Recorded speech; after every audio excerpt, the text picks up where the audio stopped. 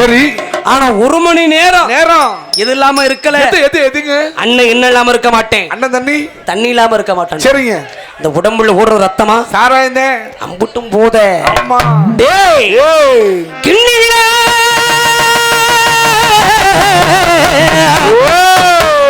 கிண்ணில சண்டாளா சாராயம்மா எனக்கு சாராயம்மா சாராயம்மா சாராயம்மா சாராயம்மா எனக்கு மீனி எனக்கு புரியலடா. கிண்ணி